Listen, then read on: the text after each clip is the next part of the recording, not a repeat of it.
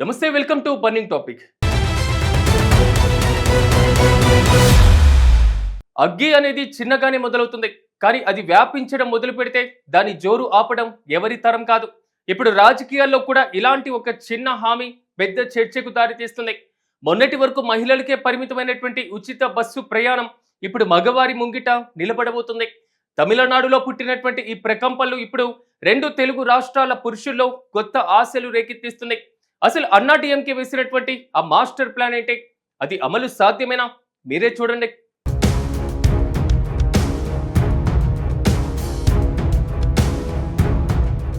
రాజకీయ పార్టీలు అన్నాక ఎన్నికల సమయంలో హామీలను కుప్పలు కుప్పలుగా ఇస్తూ ఉంటాయి. కానీ ఈ మధ్య కాలంలో ఆ పోటీ మరీ పెరిగిపోయింది. హామీలను ఒకేసారి కురిపేస్తున్నాయి. ఒక పార్టీని మించి మరో పార్టీ ఓటర్లను ఆకర్షించేందుకు సాధ్యం కాని హామీలను కూడా ఇచ్చేస్తున్నాయి. ఆ హామీలకు సరిపడా ఖజానాలో నిధులు ఉన్నాయా, అసలు గ్రౌండ్ రియాలిటీలో ఆ స్కీము అమలు అవుతుందా అనేటువంటి ఆలోచించే తీరిక రాజకీయ పార్టీలకు ఉండట్లేదు. ముందు గద్దెనెక్కాలి, ఆ తర్వాతి సంగతి దేవుడెడుగు అనేటువంటిది వీరి యొక్క ప్రధాన సూత్రం. ఈ క్రమంలోనే తమిళనాడులో ప్రతిపక్ష పార్టీ అయిన అన్నా డిఎంకే తన అసెంబ్లీ ఎన్నికల మేనిఫెస్టోతో పాటుగా రాజకీయాల్లో పెద్ద దుమారమే లేపింది. అనేక హామీలతో కూడినటువంటి ఈ మేనిఫెస్టోలో 5 కీలక అంశాలు ఉన్నప్పటికీ అందరి దృష్టి ఆకర్షించింది మాత్రం ఒకటే, అదే free bus travel for men. ఇప్పుడు దీని గురించి ఆంధ్రప్రదేశ్, తెలంగాణలో పురుషులు కూడా మాట్లాడుకుంటున్నారు.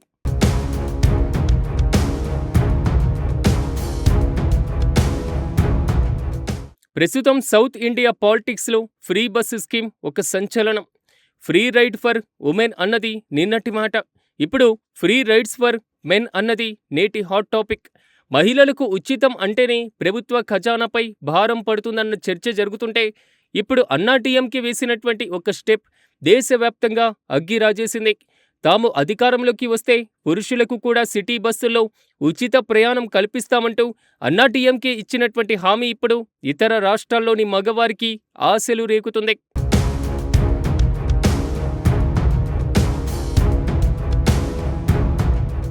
దక్షిణ భారతదేశంలో సంక్షేమ పథకాలకు పెట్టింది పేరు.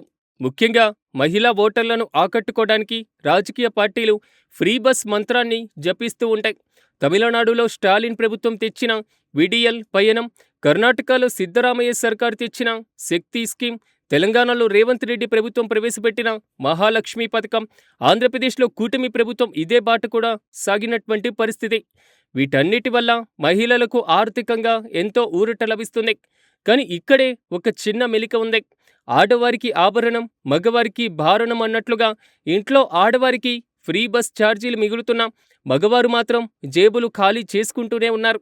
సరిగ్గా ఇదే పాయింట్ను తమిళనాడు ప్రతిపక్షం అన్నా డిఎంకే క్యాచ్ చేసింది.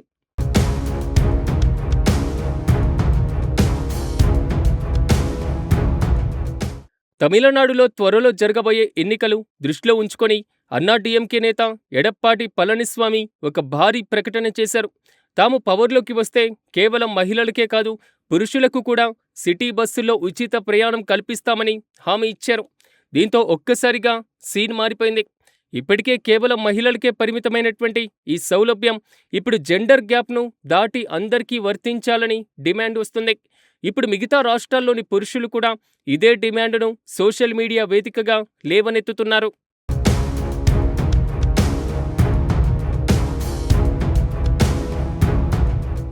ఇప్పుడు చర్చంతా మన తెలుగు రాష్ట్రాల గురించే. తెలంగాణలో మహాలక్ష్మి స్కీమ్ సూపర్ హిట్ అయింది. ఆంధ్రప్రదేశ్లో కూడా మహిళలు ఉచిత ప్రయాణం కోసం ఎదురు చూస్తున్నారు. అయితే ఇప్పుడు తమిళనాడులో పురుషులకు ఫ్రీ బస్ అనేటువంటి టాపిక్ రావడంతో ఇక్కడి ప్రతిపక్షాలు కూడా అలర్ట్ అయిపోయాయి.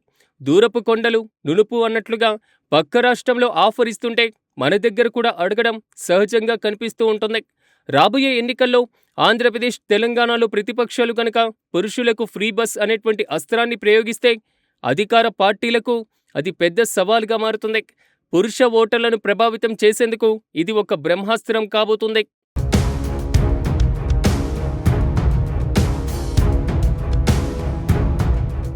అయితే ఇక్కడే ఒక ప్రాక్టికల్ ప్రాబ్లం ఉంది. అందరికీ ఉచితమంటే ఆర్టీసీలు మనుగడ సాగిస్తాయా? ప్రభుత్వం రీఎంబర్స్మెంట్ సకాలంలో ఇస్తుందా అన్నది $1,000,000 ప్రశ్నగా మారింది. పురుషులకు కూడా ఫ్రీ బస్ అంటే రద్దీ మరింత పెరుగుతుంది. అప్పుడు బస్సులు సరిపోతాయా? కానీ రాజకీయాల్లో లాజిక్ కంటే మ్యాజిక్కే విలువ ఎక్కువ. అన్నాడీఎంకే వేసినటువంటి ఈ అడుగు ఇప్పుడు ఒక డొమినియన్ ఎఫెక్ట్‌లా మారి దేశమంతా విస్తరించే అవకాశం కూడా కనిపిస్తుంది.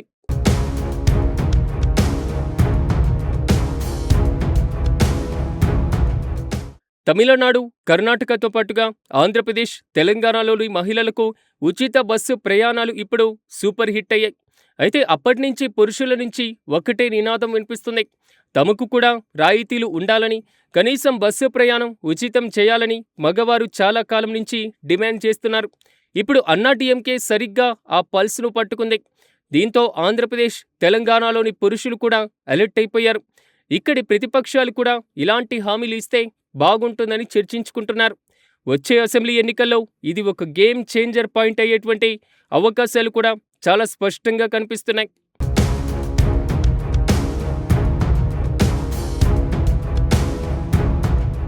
పురుషులకు ఫ్రీ బస్ అంటే వినడానికి బాగున్నా అది సాధ్యమేనా అనేటువంటి ప్రశ్న కూడా ఉత్పన్నమవుతుంది.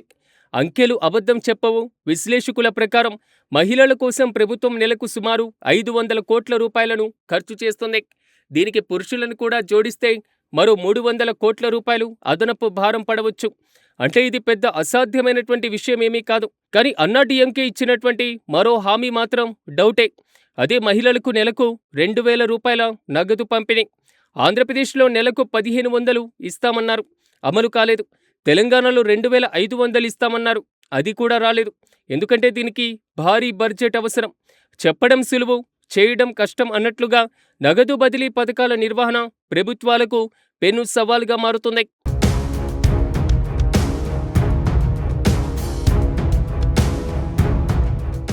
అన్నాడీఎంకే కేవలం బస్సులకే పరిమితం కాలేదు.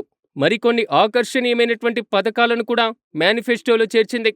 గ్రామాల్లో భూమి కొని కాంక్రీట్ ఇల్లు నిర్మించడం, అమ్మ 2 వీలర్ స్కీమ్ కింద స్కూటీని కొనేటువంటి మహిళలకు 25,000 రూపాయల సబ్సిడీ, ఉపాధి హామీ పథకాన్ని 150 రోజులకు పెంచడం.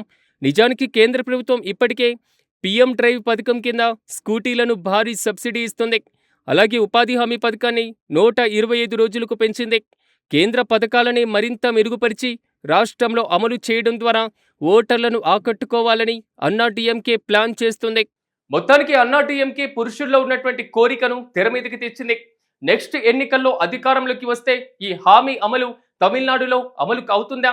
అప్పుడు మిగతా రాష్ట్రాల్లోనూ డిమాండ్ ఊపందుకోగలదు. ఒకవేళ అన్నాడీఎంకే గెలవకపోతే, అధికారంలోకి రాకపోతే ఈ డిమాండ్ అక్కడితో ఆగిపోయేటువంటి అవకాశాలు కూడా ఉన్నాయి.